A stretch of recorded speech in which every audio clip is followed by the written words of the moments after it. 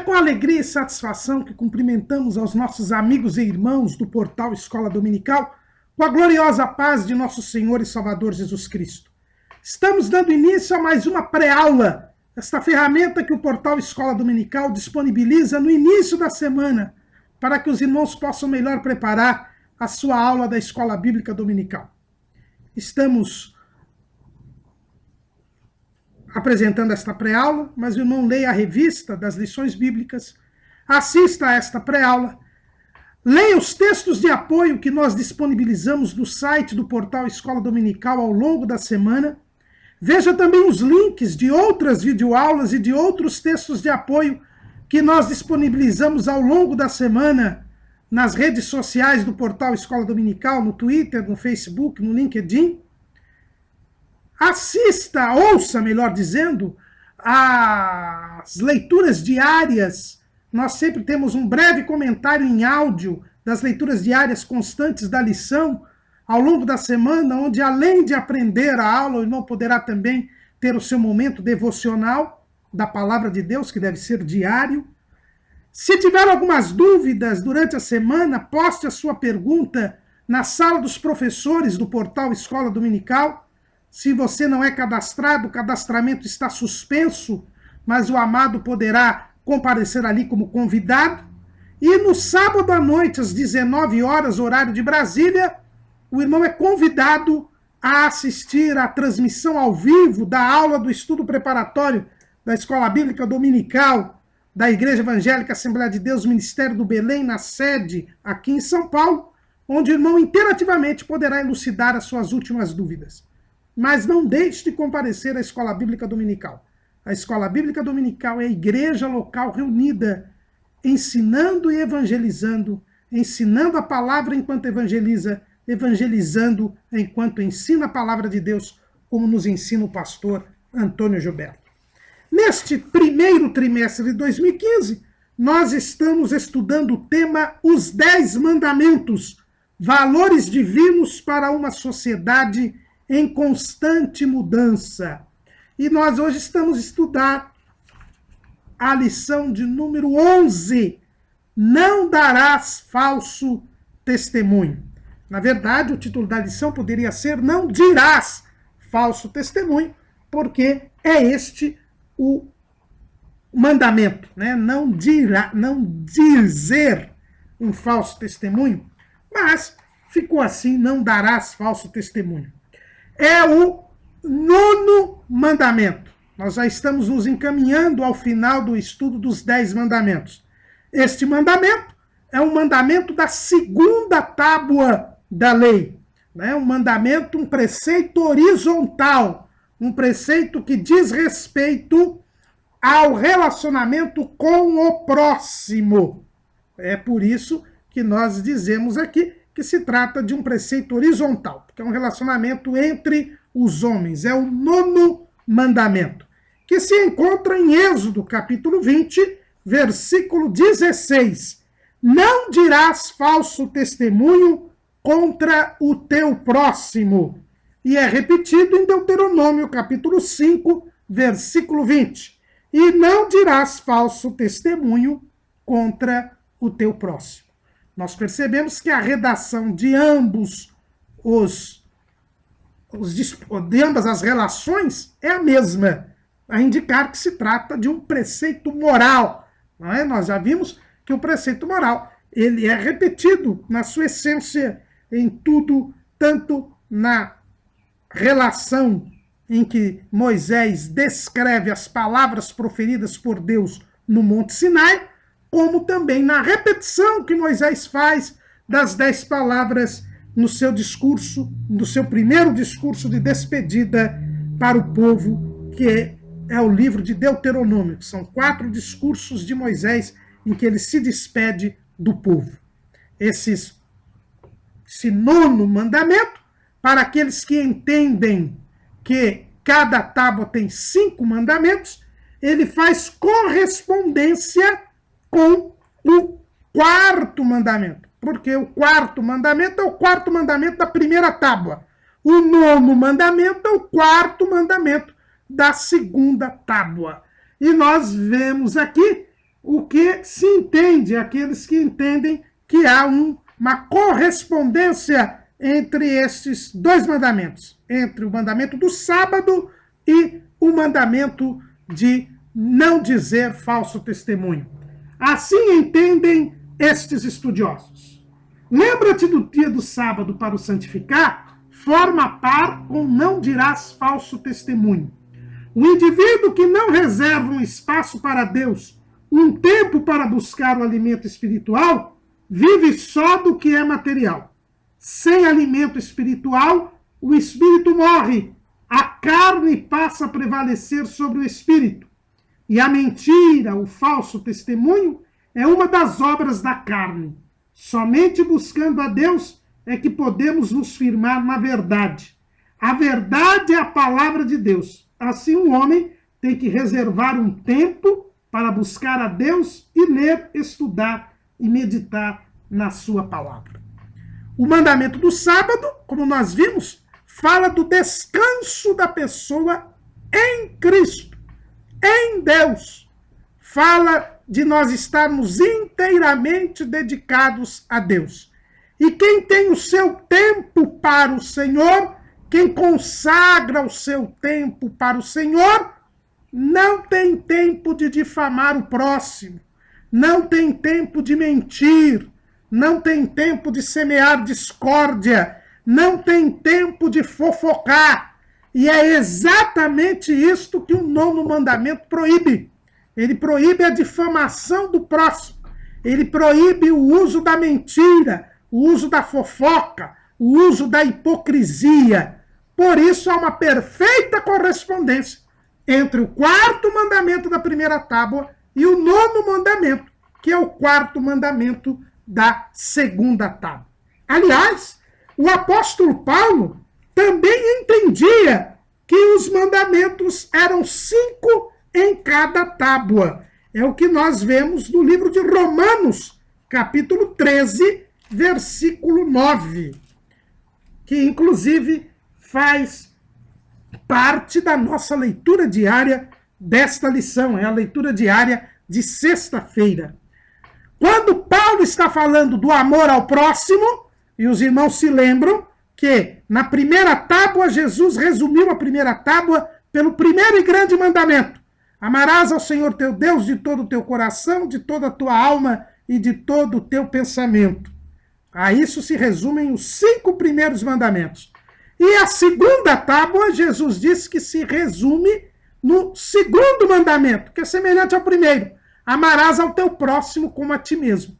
Então, os relacionamentos com os homens, os chamados preceitos horizontais, os mandamentos com relação ao próximo, fazem parte da segunda tábua. E são 5 mandamentos. E o apóstolo Paulo, quando fala do amor ao próximo em Romanos, ele cita precisamente os 5 mandamentos. Vamos ler lá, Romanos 13 e 8. A ninguém devais coisa alguma a não ser o amor, com que vos ameis uns aos outros, porque quem ama aos outros cumpriu a lei. Com efeito, não adulterarás, não matarás, não furtarás, não darás falso testemunho, não cobiçarás. E se há algum outro mandamento, tudo nesta palavra se resume: amarás ao teu próximo como a ti mesmo. E aqui, inclusive, Paulo usa o título da nossa lição: não darás falso testemunho. Então, estes 5 mandamentos, Paulo entendia que se resumiam ao mandamento de amar a Deus, de amar ao próximo como a ti mesmo. Ora, se ele entende assim, é porque também o apóstolo Paulo entende que há 5 mandamentos em cada tábua. E como ele era aluno de Gamaliel, quem somos nós para discordar do apóstolo Paulo? Este mandamento, na escala hierárquica do mandamento dos preceitos horizontais, que eles estão numa escala hierárquica. Nós já vimos que o primeiro mandamento da segunda tábua é não matarás, porque a primeira coisa que nós devemos respeitar no próximo é aquilo que ele recebe de Deus, a vida. Em segundo lugar, nós temos o mandamento não adulterarás, porque nós devemos respeitar aquela pessoa que é a mais próxima de todos nós na face da terra, que é o nosso cônjuge. O terceiro mandamento da segunda tábua fala a respeito das coisas. Nós não podemos furtar, devemos respeitar as coisas do nosso próximo. E Tomás de Aquino, ele diz que neste mandamento, o quarto mandamento, Deus nos ensina que nós não devemos ofender o próximo por palavras. Se nós não podemos ofender o próximo por obra, seja tirando a sua vida física, seja quebrando a fidelidade com o nosso cônjuge, seja subtraindo bens do nosso próximo, nós também não podemos ofendê-lo por palavra. É interessante que a ofensa por obra é maior do que a ofensa por palavra. Mas Deus, ao dizer no Monte Sinai para o povo de Israel, não dirás falso testemunho contra o teu próximo, ele está também dizendo que nós não podemos usar as palavras para atacar o nosso próximo.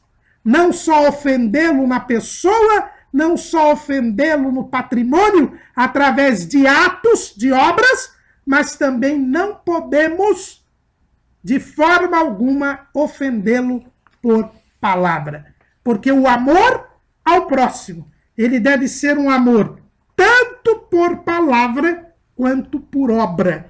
Algumas pessoas interpretam mal o que diz o apóstolo João na sua primeira carta, no capítulo 3, no versículo 18. João diz assim: meus filhinhos, não amemos de palavra nem de língua, mas por obra e em verdade. João não está dizendo que nós não devemos amar de palavra. Ele está dizendo que nós não devemos amar só pela palavra. Devemos, pela palavra, pelo uso da língua, também demonstrar o nosso amor ao próximo. Mas não ficar apenas nas palavras. Também ter um comportamento, ter uma atitude, ter ações que revelam o amor. Mas João não dispensa o amor de palavra. Só diz que nós não devemos amar apenas de palavra. E por quê? Porque o 9º mandamento, não darás falso testemunho, ele proíbe que nós ofendamos o próximo pela palavra. Que se trata de um preceito horizontal é evidente, porque é o primeiro preceito em que a palavra próximo ela é empregada.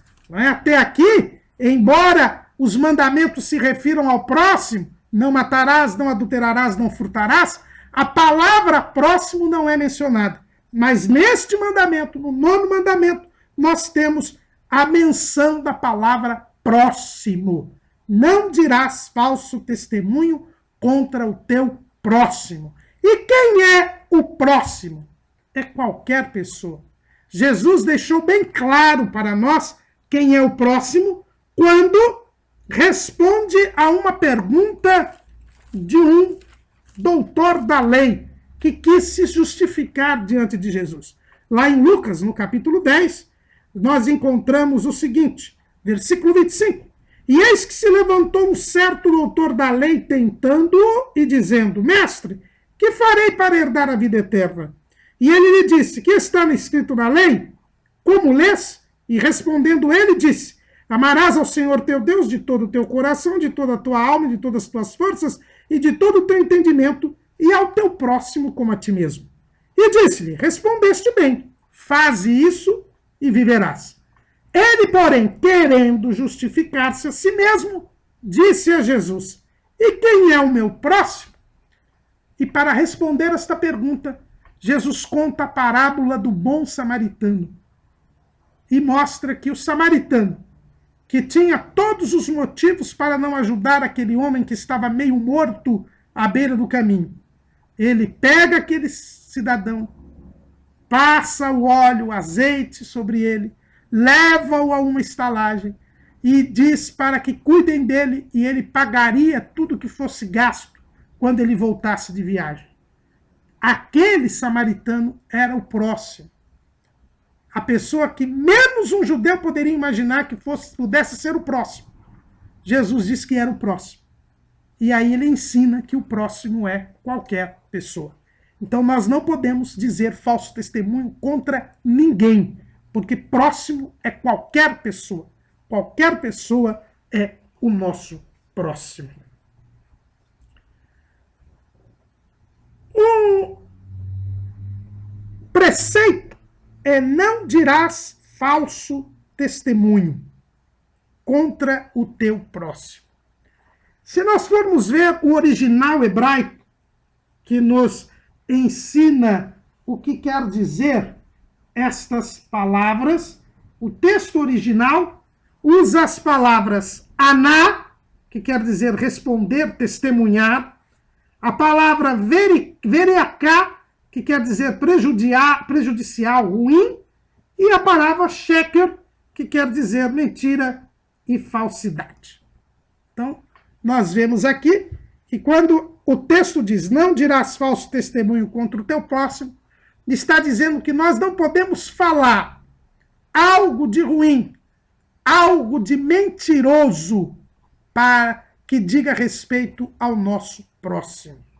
O mandamento, ele estabelece que nós devemos ter cuidado ao falar, que na pronúncia das nossas palavras, no uso da linguagem, esta faculdade que nos distingue dos demais seres terrenos, pois só o homem tem esta capacidade da língua, do uso da razão, da expressão da razão, porque a linguagem é a expressão da razão, não é qualquer meio de comunicação instintiva como tem os animais, alguns animais, mas é uma exteriorização da razão.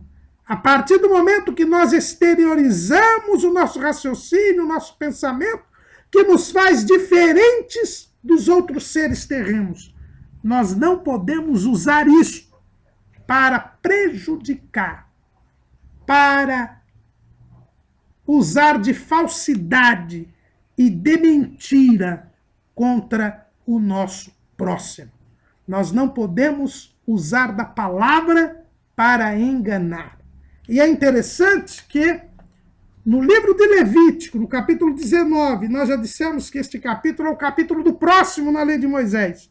No versículo 11, nós encontramos o seguinte mandamento: não furtareis, nem mentireis, nem usareis de falsidade, cada um com o seu próximo. Nós verificamos aqui aquilo que nós já estudamos na aula passada. Nós dissemos que a palavra ganav, que quer dizer furtar, ela significa também enganar. E aqui, neste preceito da lei, em 19:11 de Levítico, nós vemos que o furto é o engano por atitudes, por negociação, por contratação, que causa um prejuízo material, que está proibido no 8º mandamento, não furtareis. Mas este mandamento, não dirás falso testemunho contra o teu próximo, ele significa o engano, o uso da falsidade com palavras. É você dizer algo que não é verdade a respeito de alguém, ou dizer algo que, mesmo seja do verdadeiro, prejudique alguém.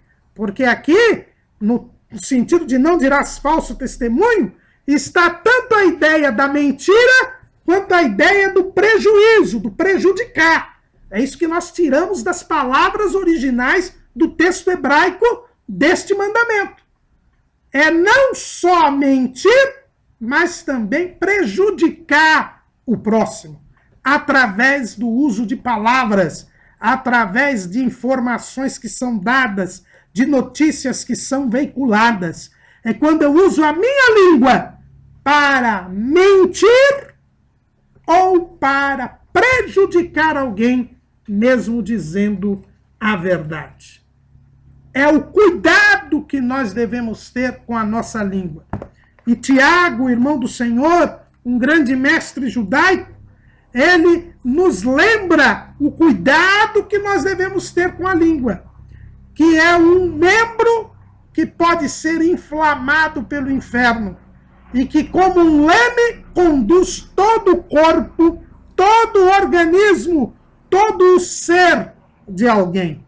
É o que diz Tiago, no capítulo 3, no versículo 2. Porque todos tropeçamos em muitas coisas. Se alguém não tropeça em palavra, o tal varão é perfeito e poderoso para também refrear todo o corpo. Versículo 5, assim também a língua é um pequeno membro e gloria-se de grandes coisas. Vede quão grande bosque um pequeno fogo incendeia. A língua também é um fogo, como mundo de iniquidade. A língua está posta entre os nossos membros e contamina todo o corpo, e inflama o curso da natureza, e é inflamada pelo inferno. E ainda no versículo 8, mas nenhum homem pode dominar a língua, é um mal que não se pode refrear, está cheia de peçonha mortal. Devemos tomar, portanto, cuidado, porque se não matamos, não adulteramos ou não furtamos, podemos ofender o nosso próximo se o difamarmos, se dizermos falso testemunho contra ele. É uma ofensa por palavras que também atinge o próximo e que pode causar um grande mal. Inclusive ceifar a vida de alguém. É o que Moisés escreve lá em Levítico. De novo, lá no capítulo do próximo, no capítulo 19, nós encontramos no versículo 16. Não andarás como mexeriqueiro entre os teus povos. Não te porás contra o sangue do teu próximo. Eu sou o Senhor. Muitas vezes nós achamos que uma ofensa por palavras produz menos repercussão do que uma ofensa, do que um derramamento de sangue. Não resta dúvidas, pela escala hierárquica da segunda tábua, nós vemos que o derramamento de sangue é mais grave do que a ofensa por palavras. Mas a ofensa por palavras pode levar ao derramamento de sangue. É isto que diz aqui Levítico 19:16. Quem é fofoqueiro pode se pôr contra o sangue do seu próximo. Pode estar criando uma situação que pode levar ao derramamento de sangue. Então, este mandamento nos manda ter cuidado ao falar, nos manda vigiar com relação ao falar, nos adverte que o nosso falar tem que ser dominado por Deus, para que nós não venhamos a ofender o próximo. Este mandamento tem dois preceitos, um preceito negativo e um preceito positivo. O preceito negativo é não dizer falso testemunho. Não dirás falso testemunho contra o teu próximo. Esse é o preceito negativo. Nos proíbe de fazer qualquer afirmação categórica em abono ou desabono de alguém, quer em juízo, quer em outra circunstância. O Catecismo Romano, ele bem explica isto. E nós vamos aqui lê-lo nesta parte para os irmãos terem este bem entendimento. O Catecismo Romano, ele diz assim: toda afirmação categórica que se faça em abono ou desabono de outrem, quer em juízo, quer noutra circunstância. Então, em primeiro lugar, é bom que se diga que a proibição do falso testemunho não abrange apenas a testemunha que comparece perante um juiz. Quando nós falamos em falso testemunho, nós muitas vezes entendemos que Deus está proibindo que eu vá diante de um juiz e minta para o juiz.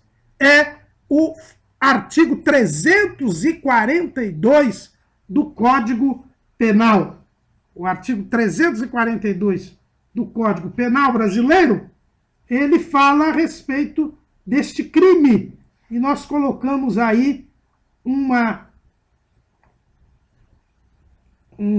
o texto do artigo 342. fazer afirmação falsa, ou negar ou calar a verdade como testemunha em processo judicial ou administrativo, inquérito policial ou em juízo arbitral. Então, a primeira ideia que a gente tem quando a gente fala em falso testemunho é a ideia de alguém que é intimado para comparecer como testemunha diante de um juiz e mente para o juiz. Isto é falso testemunho? Sem dúvida nenhuma. Sem dúvida nenhuma, esta atitude é combatida, é condenada pelo 9º mandamento.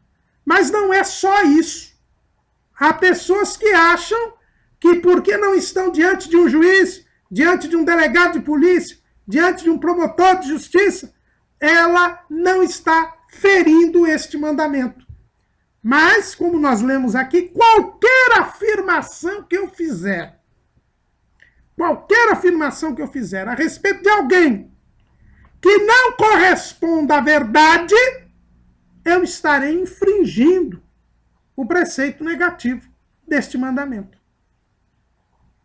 Basta que eu diga algo a respeito de alguém que não seja verdade, que eu estarei praticando, violando o 9º mandamento, que eu estarei pecando, e o pecado do falso testemunho, porque eu não estarei falando a verdade. E este mandamento diz que eu não posso afirmar nada que não seja verdadeiro, seja a favor, seja contra alguém. Alguém acha que se eu falar bem de uma pessoa e isso não for verdadeiro, eu não estarei pecando?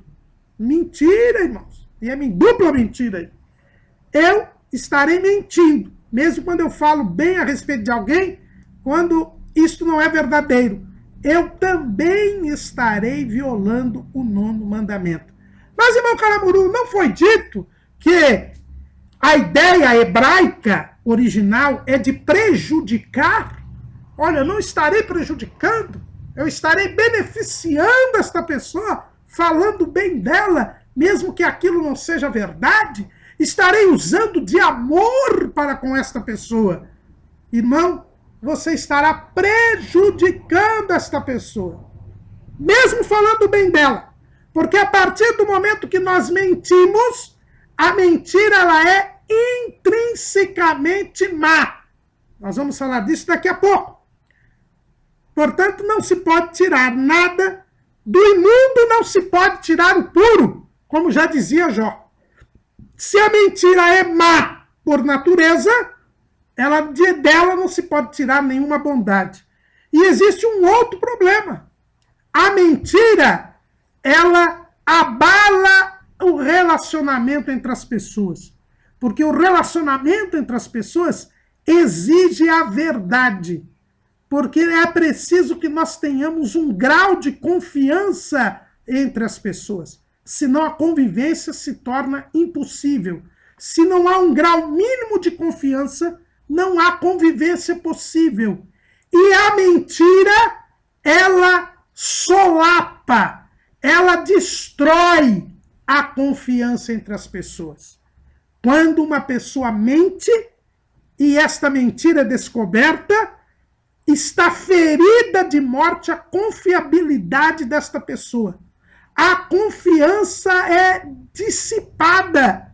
E sem confiança, não há como haver relacionamento entre as pessoas.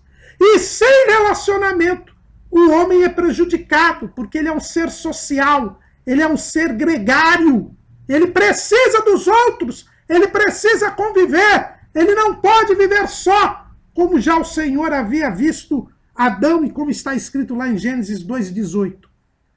Por isso, quando eu uso da mentira, mesmo querendo beneficiar alguém, eu solapo o grau mínimo de confiança. E, na verdade, eu prejudico esta pessoa. Eu prejudico a sua convivência, a sua credibilidade, a sua confiabilidade. E, com isto, eu destruo a base da convivência. Então, jamais nós estaremos beneficiando alguém usando de mentira ou de falsidade. E por isso mesmo, nós estaremos a prejudicar esta pessoa. Por isso que o Catecismo Romano, de uma forma muito feliz, ele diz que o falso testemunho é uma afirmação categórica, seja a favor ou seja contra alguém, porque ela é mentirosa, e é isto que o mandamento proíbe. E qual é o preceito positivo deste mandamento? O preceito positivo deste mandamento nos manda medir as nossas palavras e ações pela simples verdade, pondo de parte qualquer simulação e artifício. De uma forma muito feliz, o Catecismo Maior de Westminster diz que o 9º mandamento nos impõe o dever de falar, de defender e de evidenciar a verdade. O que se defende neste mandamento é a verdade. Nós temos de ter o dever de colaborar com a verdade.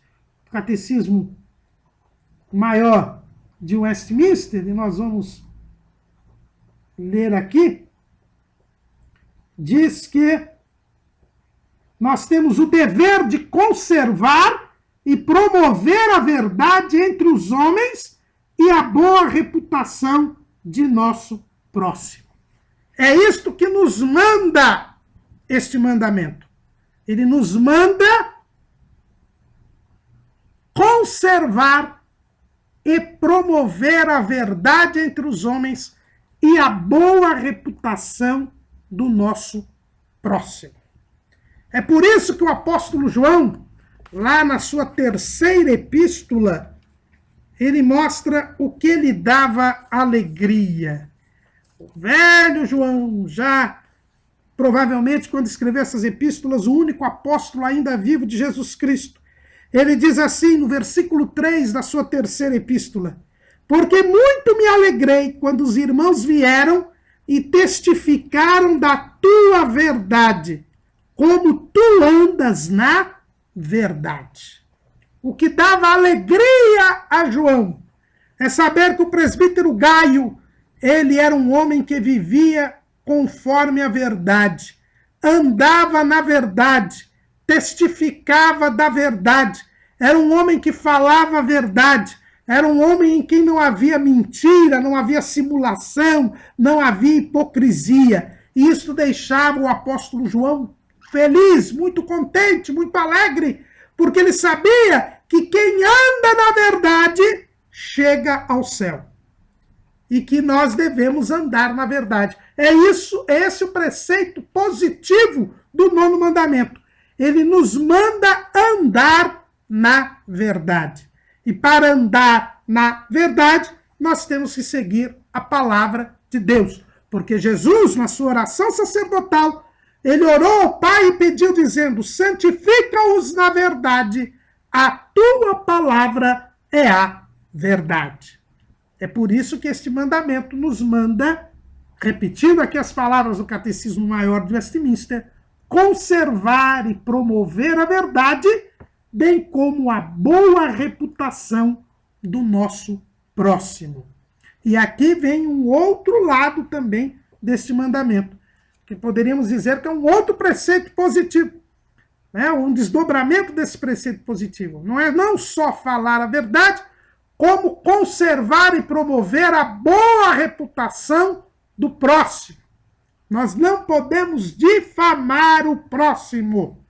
Nós vamos ver ao longo da exposição que muitas vezes, mesmo falando a verdade, eu violo o 9º mandamento. Por quê? Porque não basta eu falar a verdade, não basta eu conservar e promover a verdade, mas eu tenho que também conservar a boa fama, o bom nome do próximo. Não posso ofendê-lo, não posso prejudicá-lo.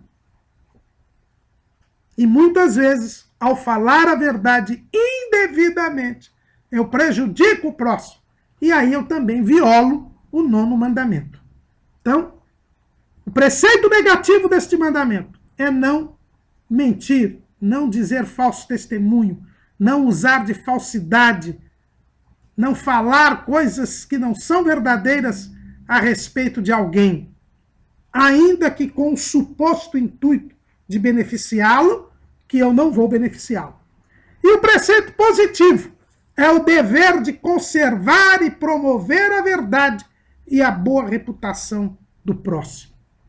Este mandamento nos manda andar na verdade, falar a verdade e respeitar a dignidade e o bom nome do nosso próximo. Por que nós devemos falar a verdade? Por que nós devemos andar na verdade? Porque Deus é a verdade. Está lá em Jeremias, capítulo 10, versículo 10. Mas o Senhor Deus é a verdade.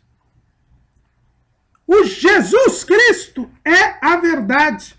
João, capítulo 14, versículo 6, um versículo muito conhecido de todos. Disse-lhe Jesus: eu sou o caminho e a verdade e a vida. Ninguém vem ao Pai senão por mim. O Espírito Santo é o Espírito de verdade. João 16 e 13. Mas quando vier aquele Espírito de verdade, ele vos guiará em toda a verdade. Ora, se eu quero ser filho de Deus, se eu quero pertencer ao povo de Deus, eu preciso andar na verdade, porque Deus é a verdade. Jesus é a verdade. O Espírito Santo é o Espírito de verdade e nos guia em toda a verdade. Não há como fugirmos da verdade. Só quem pratica a verdade está em comunhão com Deus. Aliás, Jesus, no seu diálogo com Nicodemos, ele é bem claro sobre isso. Lá em João, capítulo 3, versículo 21. Mas quem pratica a verdade vem para a luz, a fim de que as suas obras sejam manifestas, porque são feitas em Deus. As nossas obras só serão feitas em Deus se nós estivermos na verdade, porque Deus é a verdade. É por isso que nós devemos praticar a verdade. O 9º mandamento é uma exigência indispensável para quem quer servir a Deus. Quem serve a Deus pratica a verdade, portanto, fala a verdade, cumpre o 9º mandamento. E é aí que nós vemos que a mentira não tem nada a ver com Deus. Se Deus é a verdade, a mentira não tem sua origem em Deus. E Jesus nos mostra qual é a origem da mentira. Lá em João 8,44, Jesus, num diálogo tenso que teve com os judeus, diz o seguinte: vós tendes por pai ao diabo, e quereis satisfazer os desejos de vosso pai. Ele foi homicida desde o princípio, e não se firmou na verdade, porque não há verdade nele. Quando ele profere mentira, fala do que lhe é próprio, porque é mentiroso e pai da mentira. Então nós vemos aqui claramente, irmãos, que o pai da mentira é o diabo. A mentira é uma criação do diabo, uma criação diabólica. Deus criou todas as coisas, mas quando o diabo pecou e foi apartado de Deus, ele perdeu toda a verdade que possuía. Ficou ausente da verdade. Nele não há verdade, diz Jesus. E aí é que surge a mentira. A mentira é a ausência da verdade. O diabo, ele é mentiroso por natureza. O seu caráter é mentiroso. Ele é enganador. É por isso que, quando a Bíblia se refere ao diabo, sempre diz que ele engana todo mundo. Lá em Apocalipse, capítulo 12, versículo 9. E foi precipitado o grande dragão, a antiga serpente, chamado Diabo e Satanás, que engana todo o mundo. O diabo aparece na Bíblia enganando o primeiro casal, lá no capítulo 3 de Gênesis. E termina na Bíblia enganando. Lá em 20 de Apocalipse, diz assim, versículo 7, acabando-se uns 1000 anos, Satanás será solto da sua prisão e sairá a enganar as nações. Versículo 10, e o diabo que os enganava foi lançado no lago de fogo e enxofre. O diabo aparece na Bíblia mentindo, enganando, e termina sua presença na Bíblia mentindo, enganando, porque a mentira é própria do diabo. Jesus disse que quando ele mente, ele faz aquilo que lhe é próprio. Por isso, nós não podemos mentir. Por isso, nós não podemos usar da mentira, porque a mentira é algo que é próprio do diabo, algo que é característico do diabo. E quando eu minto, eu coloco a minha língua a serviço de Satanás. É por isso que Tiago disse que a língua ela é inflamada pelo inferno. Quando eu minto, eu coloco a minha língua à disposição do diabo, porque a mentira tem por pai o diabo, porque a mentira é algo que é próprio do diabo. E Jesus não tem nada no diabo e o diabo não tem nada em Jesus. É o que o próprio Jesus ensinou lá em João capítulo 14, versículo 30. Já não falarei muito convosco, porque se aproxima o príncipe deste mundo e nada tem em mim. O diabo nada tem em Jesus, porque ele não se firma na verdade, porque não há verdade nele, e Jesus é a verdade.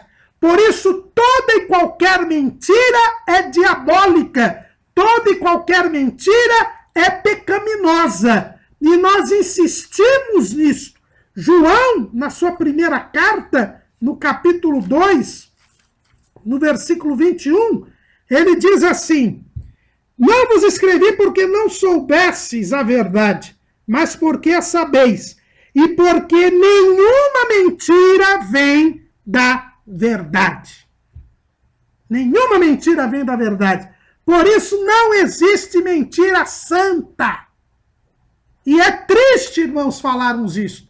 Mas há muitos estudiosos da Bíblia, muitos teólogos, muitos estudiosos da moral, que estão dizendo que existe mentira santa, que Deus tolera mentiras, mentiras que venham para ajudar pessoas, mentiras que venham para fazer o bem. Mas a Bíblia não ensina isso. A Bíblia diz que nenhuma mentira vem da verdade. E se nós fazemos o bem, nós vivemos na luz, e se vivemos na luz, nós praticamos a verdade. Se nós praticamos a verdade, não podemos usar de mentira. Porque nenhuma mentira vem da verdade, diz João. Não existe mentira santa. Há muitas pessoas que procuram dizer, olha, se uma pessoa está na sua casa e fugindo de uma gangue, e a gangue invade a sua casa e pergunta se essa pessoa está aí, se você mentir e disser que ela não está, você a livrará da morte. E esta mentira é aceita por Deus. É mentira, irmãos. Nenhuma mentira vem da verdade. Nós não somos obrigados a comunicar a verdade a todos. Mas nós não podemos mentir, porque nenhuma mentira vem da verdade. A mentira, ela é intrinsecamente mal. Tomás de Aquino e Agostinho enfrentaram esta questão da suposta mentira santa. E os seus ensinos, biblicamente respaldados, mostram para nós que não é possível isto. Nós vamos ler aqui o que diz Tomás de Aquino a este respeito. Ele diz o seguinte, a mentira é intrinsecamente má, não tem origem em Deus, e, portanto, não há qualquer bem que possa ser feito com base em uma mentira. A mentira faz parte dos falsos testemunhos, ainda quando se profira em pretenso louvor de alguém. Tomás de Aquino continua dizendo, o que é intrínseca e naturalmente mal, não há modo possível de que seja nem bom, nem lícito, Porque para que uma coisa seja boa, se requer que tudo nela o seja. Ora, a mentira é má por natureza, por ser um ato que recai sobre matéria indevida, pois sendo as palavras signos naturais das ideias, é antinatural e indevido significar com palavras o que não se pensa. A mentira é por si mesma má e vil. A verdade, ao contrário, é boa e louvável. Então, Tomás de Aquino, o primeiro texto que nós lemos era do Catecismo Romano, e o segundo texto é da Suma Teológica de Tomás de Aquino, que repete aqui o ensinamento de Agostinho. A mentira tem por origem o diabo, por isso ela é intrinsecamente má. E a Bíblia diz que nenhuma mentira vem da verdade. Portanto, não se pode beneficiar ninguém com uma mentira. Não se pode fazer o bem com uma mentira. O mandamento, ele proíbe qualquer mentira a respeito do próximo, como nós dissemos, e não apenas em juízo, quando você é testemunha. Lá em Êxodo, capítulo 23, no chamado Código da Aliança, está escrito assim: não admitirás falso rumor e não porás a tua mão com o ímpio para seres testemunha falsa. Versículo 7. De palavras de falsidade te afastarás e não matarás o inocente e o justo, porque não justificarei o ímpio. Até qualquer falsidade, qualquer mentira, mesmo que eu não seja uma testemunha perante um juiz, se eu mentir, se eu consentir com uma mentira, se eu tirar proveito de uma mentira, em qualquer situação, eu estarei violando o 9º mandamento. Eu não estarei andando na verdade. Irmãos, a mentira é tão grave, que na relação daqueles que ficarão de fora da Cidade Santa, só existe um pecado que você não precisa nem cometer. Basta amar para perder a salvação. É a mentira. É o que está escrito lá em Apocalipse 22 e 15. Ficarão de fora os cães e os feiticeiros, os que se prostituem, e os homicidas e os idólatras. E qualquer que ama e comete a mentira. O idólatra, ele precisa adorar um ídolo para perder a salvação. O feiticeiro, ele precisa praticar feitiçaria para perder a salvação. O homicida, ele precisa matar alguém para perder a salvação. O que se prostitui precisa violar o templo do Espírito Santo, que é o seu próprio corpo, para perder a salvação. O cão precisa desprezar, profanar as coisas sagradas para perder a salvação. Mas com relação à mentira, você não precisa mentir. Basta amar a mentira. Basta tirar proveito dela, gostar dela, para que você perca a salvação. Porque a mentira tem origem direta em Satanás. É uma característica intrínseca na natureza do diabo. E quando eu minto, eu estou me entregando ao diabo, entregando a minha língua para o diabo. E a língua leva o corpo todo, leva o ser todo, como nós já vimos Tiago falar. Os homens não podem viver juntos se não tiverem confiança recíproca, se não se manifestar a verdade uns aos outros. É o que nós já dissemos aqui. O uso da mentira quebra a confiança entre as pessoas, fere de morte a confiança e compromete toda a convivência dos homens. Como nós temos feito ao longo dessas lições, agora vamos ver, já que nós vimos o que é este mandamento, o que significa este mandamento, vamos agora ver quais são as principais atitudes que violam este mandamento. Quando há o descumprimento do 9º mandamento? Em primeiro lugar, quando alguém comparece perante uma autoridade como testemunha e mente. É a ideia primeira que vem à nossa mente do falso testemunho, como nós já dissemos no artigo 342 do Código Penal. Então, essa é a primeira forma de violar este mandamento. Mas não se resume a isto o mandamento, como nós já fizemos. Então, se eu presto um falso testemunho diante de uma autoridade, judicial ou não, eu estarei violando o 9º mandamento. Qualquer mentira em relação ao próximo, nós também já vimos aqui, qualquer palavra, mesmo que não seja diante de uma autoridade, num processo judicial, mas qualquer palavra falsa que eu disser a respeito de alguém, fará com que eu viole este mandamento. É o que está lá em Levítico 19:11. Não mentireis, nem usareis de falsidade contra o teu próximo. Então não é apenas quando alguém é testemunha e mente, mas quando eu falo algo que não é verdadeiro a respeito de alguém, eu também estarei violando este mandamento. A terceira maneira de eu descumprir este mandamento é através da maledicência. Quando eu falo mal de alguém, esteja falando a verdade ou não. É o que nós vemos lá no Salmo 101, versículo 15. Aliás, Salmo 102, versículo... Aliás, 101, versículo 5. Diz assim: aquele que difama o seu próximo às escondidas, eu o destruirei. Aquele que tem olhar altivo e coração soberbo, não o sofrerei. Dentro da ideia do paralelismo hebraico, nós vemos que difamar o próximo é ter o olhar altivo e o coração soberbo. Quando eu quero prejudicar alguém e eu uso da palavra para prejudicar alguém, para causar mal a alguém. Isso é falar mal. Isso é falar mal de alguém.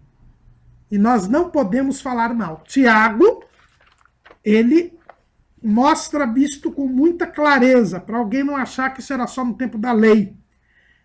Tiago 4:11, irmãos, não faleis mal uns dos outros. Quem fala mal de um irmão e julga seu irmão, fala mal da lei e julga a lei. E se tu julgas a lei, já não és observador da lei, mas juiz.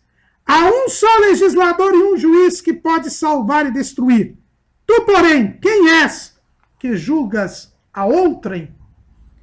Nós não podemos falar mal do irmão, porque aí nós estaremos nos substituindo a Deus, nos colocando no lugar de Deus, sendo julgadores deste próximo. É por isso que nós falamos mal dele. Mas a maledicência, o falar mal, é uma violação do 9º mandamento. E neste falar mal, nós devemos verificar com muito cuidado, porque eu posso estar falando a verdade, mas para prejudicar a pessoa. Isso é o que se chama de detração. A detração, ela é uma atitude que desagrada a Deus. Nós temos a Bíblia mencionando a detração em 2 passagens principalmente. Lá em Romanos, no capítulo 1 e no versículo 30, quando Paulo está falando dos homens pecadores, ele diz, sendo murmuradores, detratores. Então, o detrator é alguém que está envolvido com o pecado. É alguém que é colocado como um pecador. Como alguém que está manifestando a sua impiedade. Paulo volta a falar dos detratores em 2 Coríntios, capítulo 12, versículo 20. Porque receio que quando chegar vos não ache como eu quereria, e eu seja achado de vós como não quereríeis, que de alguma maneira haja pendências, invejas, iras, porfias, detrações, mexericos, orgulhos e tumultos. Paulo não queria encontrar na igreja de Corinto o detrator. Quem é o detrator? O que é a detração? É eu falar mal de alguém, querendo prejudicar este alguém, ainda que o que eu for falar seja verdadeiro. Nem tudo que eu sei a respeito de alguém eu devo falar. O detrator, ele fala não porque ele queira conservar a verdade, não porque ele seja amante da verdade. O detrator, ele fala a verdade porque ele sabe que aquela verdade prejudicará alguém, acabará com a reputação de alguém, aniquilará o nome de alguém. E o que o detrator quer é isto. O detrator quer destruir o próximo. Ele quer fazer mal ao próximo. Ele quer prejudicar ao próximo. Por isso ele revela algo que é verdadeiro e que ele tem conhecimento. Mas ele revela não para prestigiar a verdade, mas para destruir a outra pessoa. Esse é o detrator. E o mandamento, o 9º mandamento, nós já vimos, ele nos impõe o dever de não só conservar e promover a verdade, mas também de conservar a boa reputação do próximo. E aí, irmãos, nós nos lembramos de uma bela passagem da vida do grande filósofo grego Sócrates. Sócrates, certa feita, encontrou com um amigo, e o amigo falou: olha, eu tenho algo a lhe dizer, algo a respeito de fulano. E antes que aquela pessoa dissesse, Sócrates disse para este amigo: antes de você me contar, o que você vai dizer é verdadeiro? E aí aquele amigo diz: bem, olha, eu vou vender o peixe como me deram, porque eu não fui verificar, eu não fui averiguar. Eu não sei se é verdade. Sócrates então perguntou: o que você vai me dizer contribuirá para o bem da pessoa de quem você está falando e para o meu bem, que serei a pessoa que vai ouvir? E aí este amigo disse: olha, na verdade, você vai ficar chateado, magoado, porque o que eu vou lhe contar não é bom e não lhe vai fazer bem. E por fim, Sócrates perguntou àquele amigo: o que você vai me contar precisa ser contado? Há necessidade que eu saiba? E aí então aquele amigo de Sócrates disse: não, na verdade não há esta necessidade. Então Sócrates disse: então, meu amigo, não me conte. São as 3 peneiras de Sócrates. Nós só devemos falar algo sobre alguém quando este algo, em primeiro lugar, é verdadeiro. Em segundo lugar, quando ele contribuirá para o bem da pessoa de quem falarmos e para o bem daquela que ouvirá. E em terceiro lugar, quando for necessário, quando houver uma necessidade, que isto seja contado. A verdade, a bondade e a necessidade. Eu só devo falar algo de alguém quando isto for verdadeiro, quando isto for bom e quando isto for necessário. Se eu não tenho certeza da verdade, não devo passar para a frente. Se eu não tenho certeza que isto contribuirá para o bem daquela pessoa de quem eu vou falar, também não devo falar. E se não houver necessidade de que isto seja contado, eu também não devo falar. É por isso que eu disse que nós não temos o dever de comunicar a todos a verdade. Nem todos têm o direito de saber a verdade.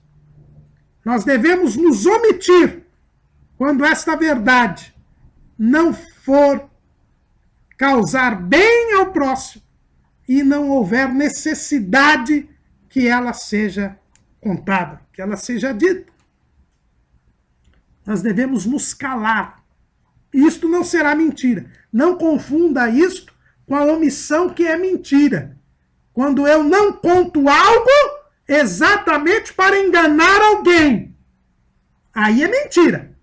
Mas quando não há certeza do que eu sei, ou a informação que eu recebi é verdadeira, quando eu sei que isso não contribuirá para o bem das pessoas, e quando não houver necessidade que isso seja contado, eu devo me calar. E assim eu não serei um detrator, e assim eu não estarei sendo maledicente, porque o maldizente, irmãos, ele não herda o reino de Deus. Aquele que fala mal dos outros não herda o reino de Deus.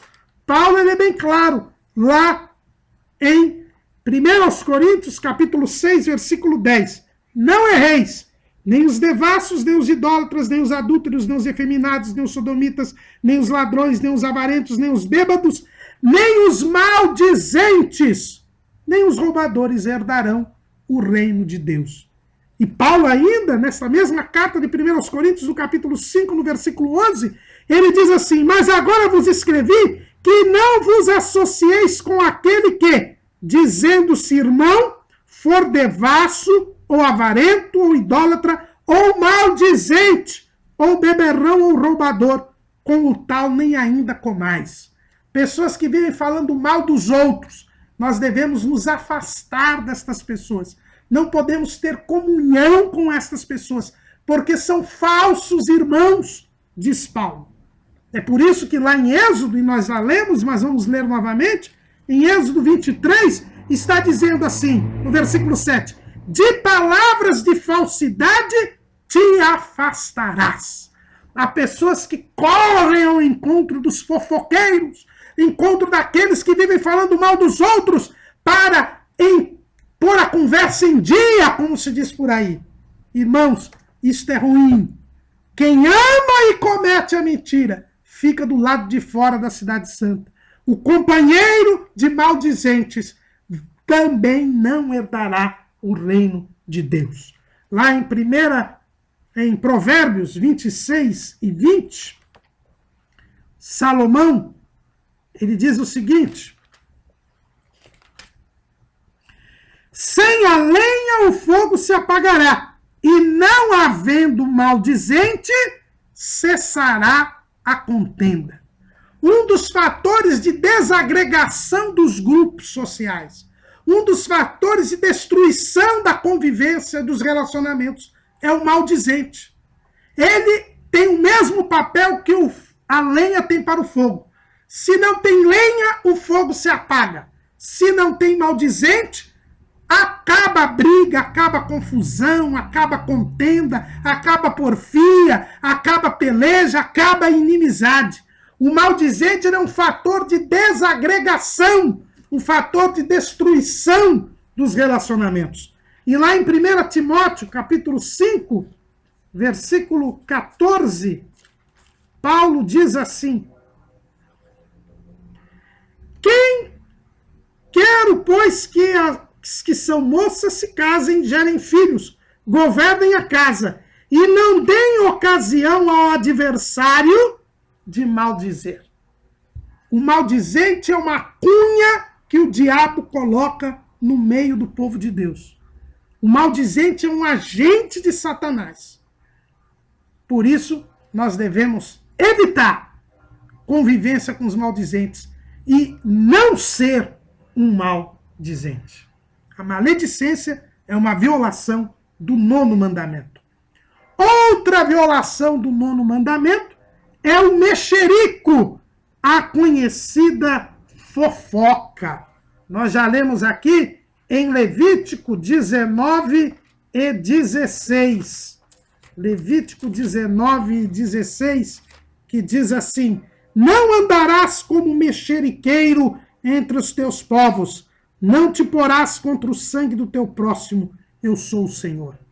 O fofoqueiro, o mexeriqueiro é o fofoqueiro. A palavra original aqui é raquil, que quer dizer viajante. O fofoqueiro é aquele que faz a notícia viajar, faz a notícia chegar a diversos ouvidos, a diversos lugares. E Deus não admite mexeriqueiro no meio do seu povo.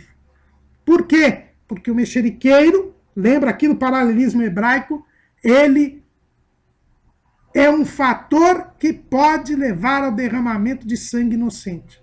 O fofoqueiro é alguém que desagrega, que causa discórdia, que causa cisânia no meio do povo de Deus. É alguém que não une, é alguém que desune, é alguém que destrói, é um agente do diabo. Eu costumo dizer que existem 2 dons na igreja que não foram postos por Deus.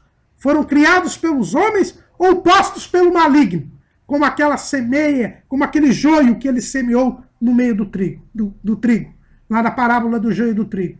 E uma dessas sementes malignas colocadas na igreja, no meio do povo de Deus, é a fofoca. É o dom da fofoca. É um dom maligno, diabólico, que causa desunião, que causa quebra de comunhão, que causa morte espiritual. O fofoqueiro é um sanguinário em potencial, é um serial killer em potencial. Tomemos cuidado com o fofoqueiro. O fofoqueiro é terrível. Ele viola o 9º mandamento. Porque o fofoqueiro, irmãos, é um ímpio. Ele passa adiante aquilo que ele ouviu sem investigar, sem averiguar a veracidade das informações. E quem não investiga é um ímpio. É o que nós vemos lá no Salmo de número 10, versículo 4. Por causa do seu orgulho, o ímpio não investiga. É um ímpio, é um pecador, aquele que passa adiante, aquele que é leve e traz, aquele que leva as notícias, as informações, sem investigar, sem averiguar a sua veracidade. E nos dias de hoje, que nós vivemos com tanto avanço tecnológico, com tanto desenvolvimento das comunicações, nós temos que tomar cuidado com aquelas notícias que nós recebemos e que passamos adiante. Isso acontece muito hoje nas redes sociais. Você recebe uma notícia, recebe uma informação e já passa para frente, como um verdadeiro fofoqueiro, sem verificar se essas informações são verdadeiras ou são verídicas. Irmãos, não nos iludamos. Os meios de comunicação social estão na mão do diabo, na sua grande e esmagadora maioria. A mídia já está seguindo a mentalidade do anticristo, do espírito do anticristo. Existe muita manipulação de informação, existe muita mentira na mídia, muita parcialidade, principalmente a mídia nacional, a mídia que está dominada por uma mentalidade de esquerda, por uma mentalidade anticristã. Tenhamos cuidado, não passemos adiante aquelas informações que nós obtemos sem investigar, sem ter o devido discernimento espiritual. A propósito, aliás, o Catecismo da Igreja Romana é muito feliz ao tratar deste assunto. E nós já dissemos aqui que nós usamos o Catecismo da Igreja Romana quando ele é bíblico, quando ele está de acordo com a Bíblia, e pelo fato dele ser recente e de, portanto, abordar problemas atuais à luz da palavra de Deus, como é o caso desses meios de comunicação social. Quando Deus falou no Monte Sinai os 10 mandamentos, não havia ainda este desenvolvimento que nós temos hoje dos meios de comunicação, esta disseminação dos meios de comunicação. E olha o que diz o Catecismo da Igreja Romana a respeito. Na sociedade moderna, os meios de comunicação social exercem um papel primordial na informação, na promoção cultural e na formação. O papel cresce em razão dos avanços técnicos, com a amplitude e a diversidade das notícias transmitidas, com a influência exercida sobre a opinião pública. A informação dos meios de comunicação social está a serviço do bem comum. A sociedade tem direito a uma informação fundada sobre a verdade, a liberdade, a justiça e a solidariedade. Esses são os parágrafos 2493 e 2494 do Catecismo, que nós colocamos aí no nosso esboço. Mas nós vamos ler também o parágrafo 2496, que não está em nosso esboço. Os meios de comunicação social, especialmente a mídia, podem gerar certa passividade entre os usuários, tornando os consumidores pouco criteriosos a respeito das mensagens e dos espetáculos. Os usuários hão de se impor moderação e disciplina quanto à mídia, hão de formar em si uma consciência esclarecida e correta para resistir mais facilmente às influências menos honestas. Precisamos investigar, precisamos ter discernimento espiritual, ter comunhão com Deus, uma vida de oração, uma vida de jejum, uma vida de meditação nas Escrituras, para podermos separar o joio do trigo nas informações que nós recebemos dos meios de comunicação. Porque existe toda uma engenharia social que quer mudar a mentalidade do ser humano, da humanidade, que quer extirpar os valores divinos dos corações humanos e usam os meios de comunicação de massa, os chamados mass media, que usam a mídia para forjar, fraudar uma nova moral, uma moral anticristã, uma moral contrária à palavra de Deus, dentro do que quer e já tem feito o mistério da injustiça, o espírito do anticristo. Por isso não podemos ser passivos, não podemos achar que tudo aquilo que aparece na internet, ou na televisão, ou na rádio, ou no jornal, ou na revista é verdadeiro. Devemos investigar, devemos verificar se aquelas ideias, se aquela mentalidade está ou não de acordo com a palavra de Deus. Para que não sejamos fofoqueiros, porque não pode haver mexeriqueiro no meio do povo de Deus. Quinta maneira de nós descumprirmos o 9º mandamento é através da heresia, da ministração de falsos ensinos, aqueles que distorcem as Escrituras. A palavra de Deus é a verdade, disse Jesus. Mas já no tempo de Pedro, já existiam aqueles que distorciam as Escrituras. O apóstolo Pedro escreve na sua segunda carta, no capítulo 3, e no versículo 16. Falando disto, como em todas as suas epístolas, entre as quais há pontos difíceis de entender, que os indoutos e inconstantes torcem, e igualmente as outras escrituras, para a sua própria perdição. Devemos tomar cuidado ao ouvirmos pregações e ensinos da palavra de Deus. Devemos fazer como os judeus de Bereia, conferir tudo o que é pregado, o que é dito nas Escrituras, para que não sejamos enganados com falsos discursos, com as heresias, com os falsos ensinos, que são tantos e tão abundantes no dia de hoje. É usar da palavra de Deus para mentir, é violar o 9º mandamento, roubando a salvação daqueles que creem e não investigam naquilo que é dito, só porque se diz que está na Bíblia, quando na verdade muitas vezes são textos tirados do contexto, são pedaços de texto que levam à perdição. Sexta forma de descumprir este mandamento é semeando discórdia entre os irmãos. É o que o fofoqueiro faz, o detrator faz. Ele é um fator de desagregação, um fator de inquietação. Ele destrói os relacionamentos. Lá em Provérbios, no capítulo 6, Salomão fala de 6 coisas que aborrecem a Deus, e a 7ª ele abomina. Está lá, em capítulo 6 e 16 de Provérbios. Estas 6 coisas aborrecem o Senhor, e a 7ª a sua alma abomina.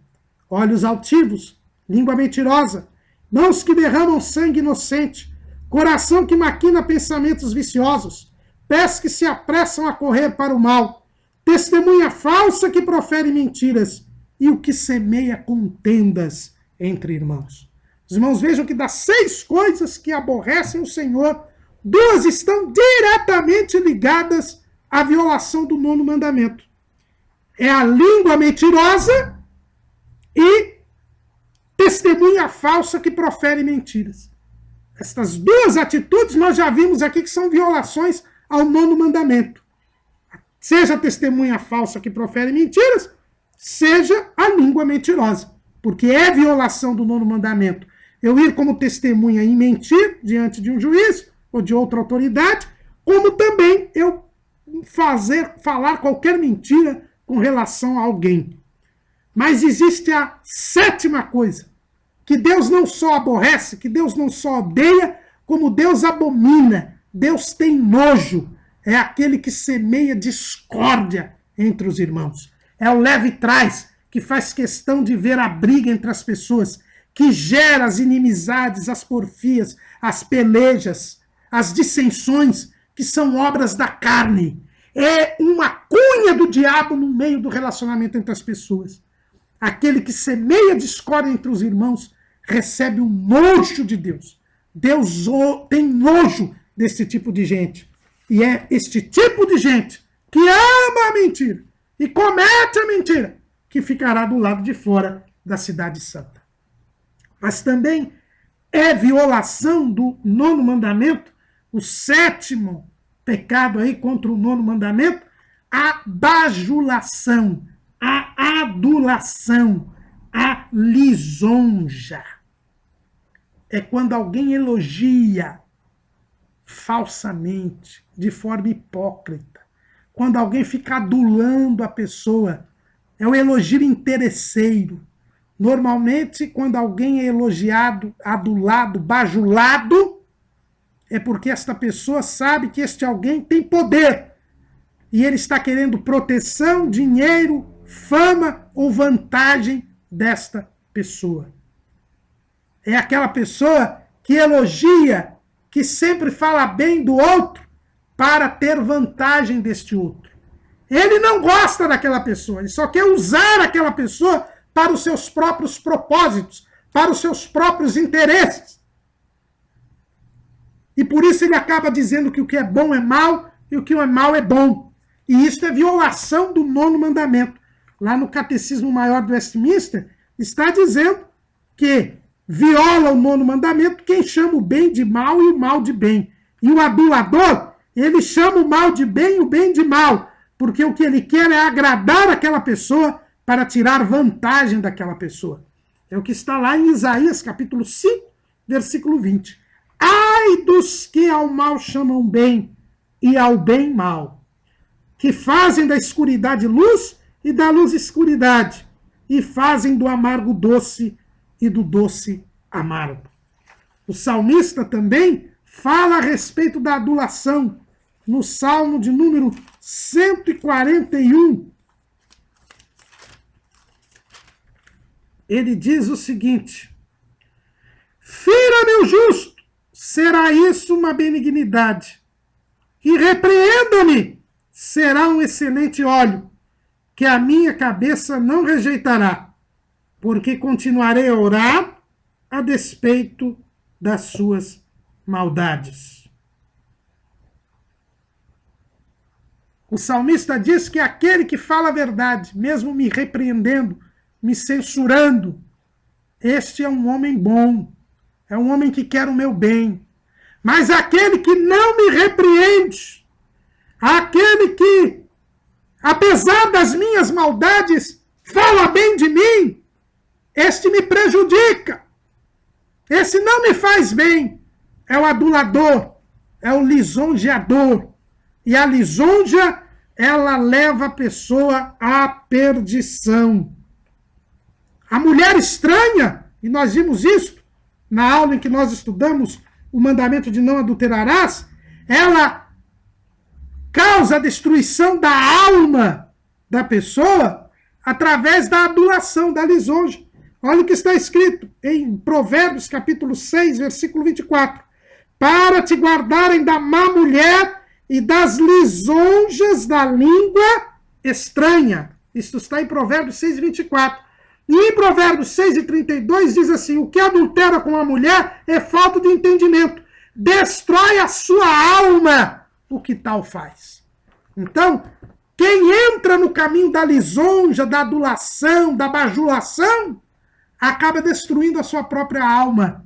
Porque o lisonjeador, ele é um enganador, ele mente, ele quer vantagem para si. Ele agrada aquela pessoa para obter vantagem. Mas, quando obtém a vantagem para si, ele está encaminhando ou desencaminhando aquele que é elogiado falsamente para o mal, para a ruína, para a perdição.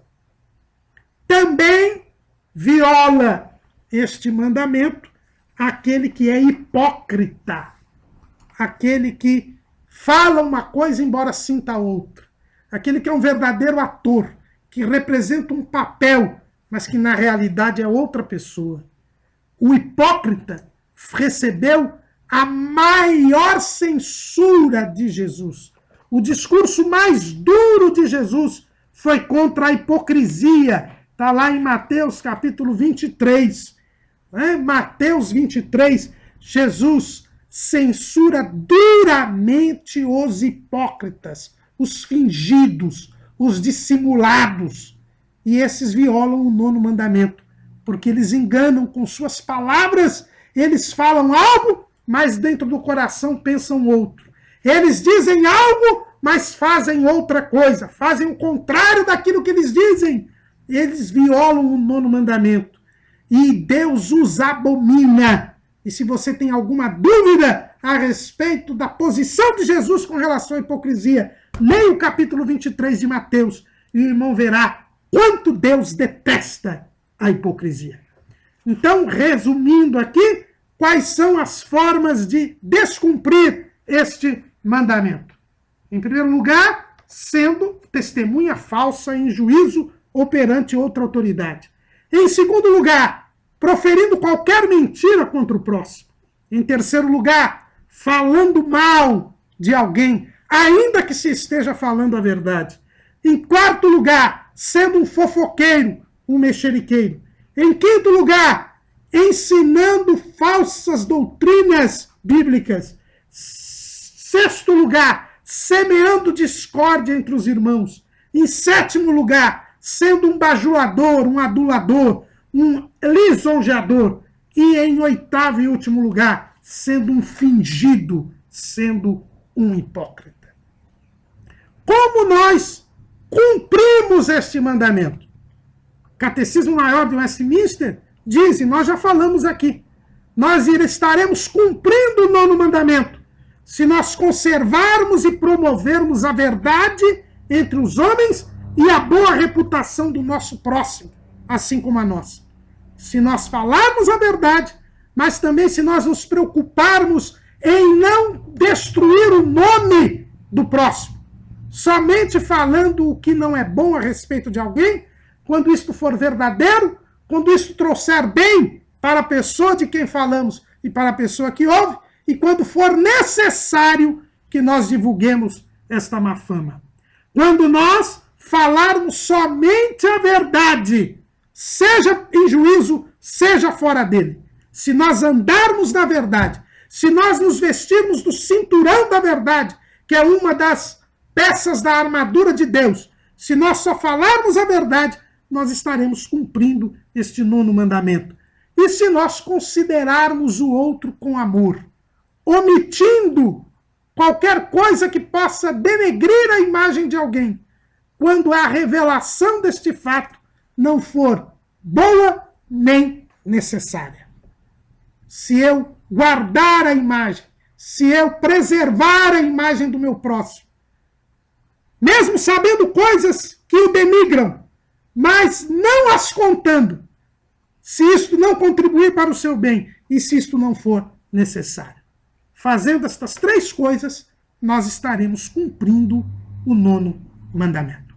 E para nós encerrarmos, pois já temos estourado o horário, como Jesus analisou este mandamento?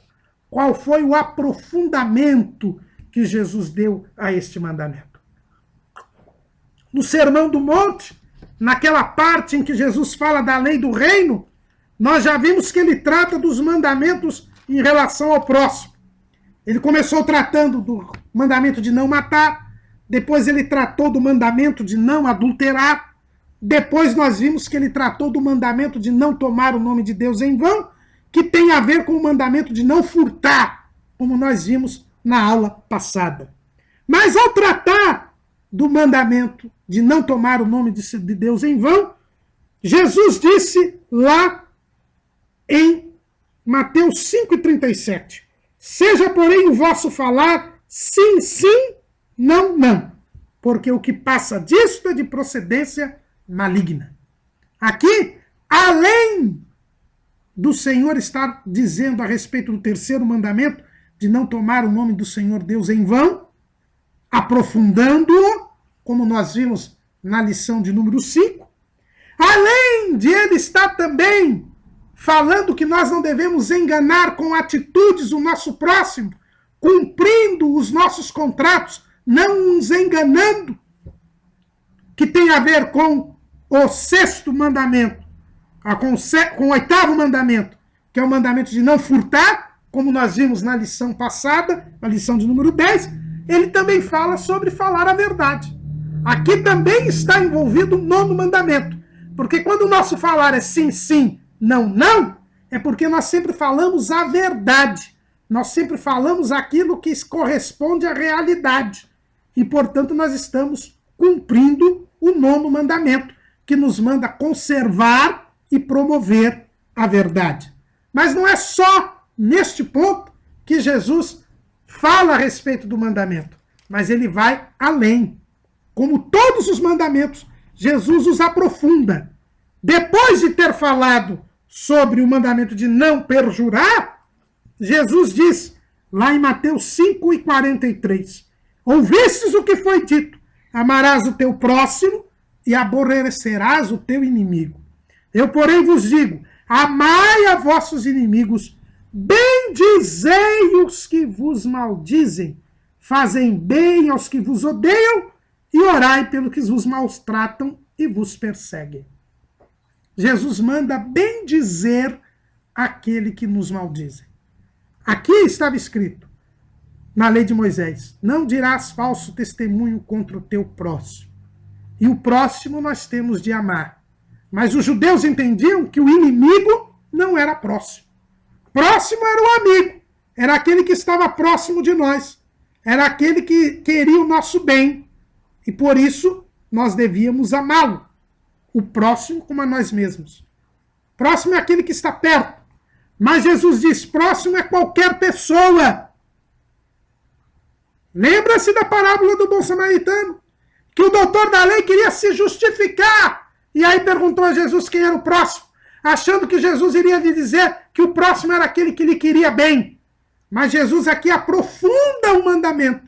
E ele diz, olha, próximo é qualquer pessoa. E ele, ao contar a parábola do bom samaritano, mostrou que o samaritano, que era um inimigo de judeu, que era alguém com quem o judeu nem falava, era o próximo. E aqui, irmãos, Jesus diz que nós devemos bendizer aos que nos maldizem. Ou seja, nós temos que dizer bem, falar bem, inclusive daqueles que falam mal de nós. Jesus diz, olha, o amor ao próximo é incondicional. Próximo é qualquer pessoa, inclusive aquele que fala mal de você. Você deve falar bem até da pessoa que fala mal de você. Aí você estará cumprindo o nono mandamento. Por quê? Porque Jesus mostra que a raiz da maledicência, a raiz do falso testemunho, a raiz da mentira, não está na língua, mas está no coração. Em Mateus 12:34, Jesus disse, raça de víboras, como podeis vós dizer boas coisas, sendo maus? Pois do que há em abundância no coração, disso fala a boca. Jesus vai além. Para eu cumprir o nono mandamento, eu preciso ter um coração bom. Eu só posso dizer coisas boas se o meu coração for bom. Porque do coração procede o falso testemunho. Mateus 15 e 19. Porque do coração procedem os maus pensamentos, mortes, adultérios, prostituições, furtos, falsos testemunhos e blasfêmias. Eu preciso, em primeiro lugar, ter um coração bom. Se eu tiver um coração bom, eu poderei dizer coisas boas. Mas para ter um coração bom, eu preciso nascer de novo. Nascer do Espírito. É o que Jesus ensina a Nicodemos. Se eu nasço de novo, se eu nasço da água e do Espírito, eu posso ver e entrar no reino de Deus. E quando eu vejo e entro no reino de Deus, eu vou para a luz, porque as minhas obras são feitas em Deus e eu posso manifestá-las e eu pratico a verdade. Quem vem para a luz pratica a verdade. Suas obras são feitas em Deus e por isso eu falo bem dos homens. Por isso eu posso ter minha língua dominada pelo Espírito Santo. Porque eu mesmo não posso domar a minha língua. Mas se eu me entregar para Jesus, se eu não mais viver, mas Cristo viver em mim, meu coração será bom. E por ser o meu coração bom, eu falarei coisas boas. E eu poderei bem dizer a todos os homens, inclusive aqueles que falam mal de mim. Jesus vai fundo neste mandamento, irmãos. Eu preciso ir para a luz. Eu preciso ter comunhão com Jesus. Porque ir para a luz é ter comunhão com Jesus. O próprio João explica isso na sua primeira carta. Capítulo 1, versículo 7. Mas se andarmos na luz, como ele na luz está, temos comunhão uns com os outros. E o sangue de Jesus Cristo, seu Filho, nos purifica de todo o pecado.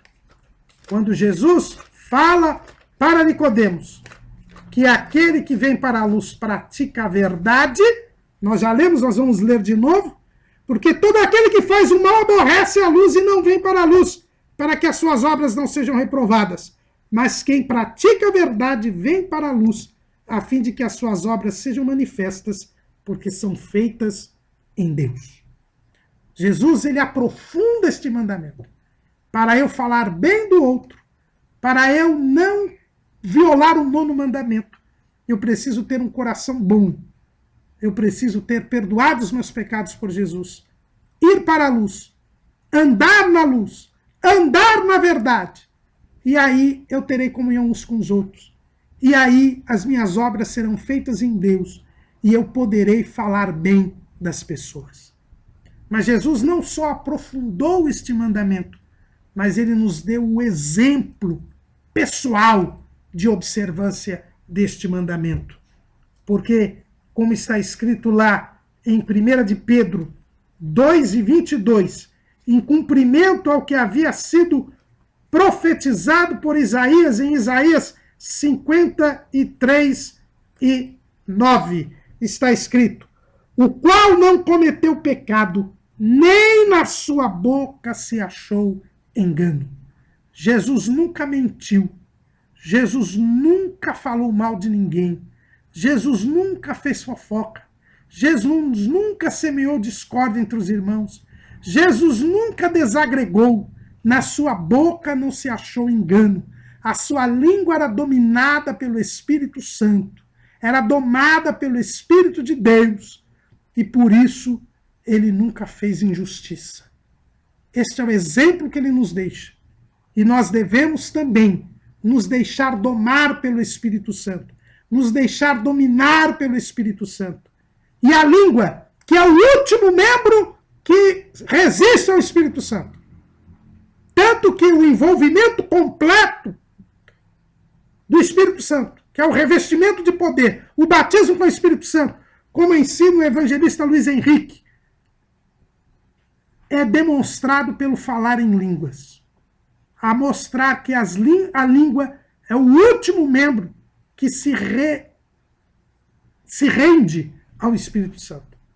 E quando uma pessoa é completamente dominada pelo Espírito Santo, é revestida de poder, ele fala em línguas estranhas. Ele mostra que até a sua língua foi dominada pelo Espírito Santo. O 9º mandamento nos convida a ter um coração bom, a andarmos na verdade, a andarmos na luz, a deixarmos que a nossa língua seja dominada pelo Espírito Santo. E assim, nós não diremos falso testemunho contra o nosso próximo. Amém?